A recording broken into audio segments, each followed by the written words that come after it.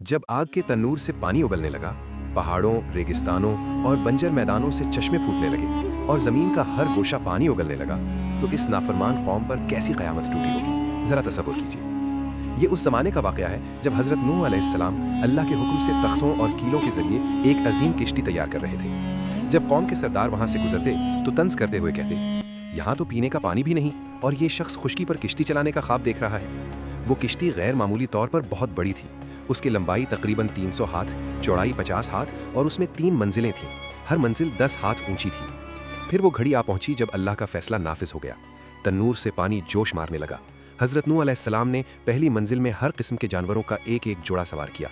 दूसरी मंजिल में अपने अहले खाना और उन लोगों को जगह दी जो ईमान ला चुके थे, और तीसरी मंजिल पर परिंदों को रखा। अल्लाह के नाम से किश्ती रवाना हुई और पहाड़ जैसी बुलंद मौजों के दरमियान सफ़र करने लगी। इसी दौरान हज़रत नूह अलैहिस्सलाम ने अपने बेटे याम को, जो अलग मकाम पर था, पुकार कर कहा, ए मेरे बेटे, हमारे साथ किश्ती में आ जाओ और काफिरों के साथ मत रहो। उसने जवाब दिया, मैं किसी ऊंचे पहाड़ पर चढ़ जाऊंगा जो मुझे पानी से बचा लेगा। हज़रत नूह अलैहिस्सलाम ने फरमाया, आज अल्लाह के हुक्म के सिवा कोई पनाह देने वाला नहीं मगर वही जिस पर अल्लाह रहम फरमाए।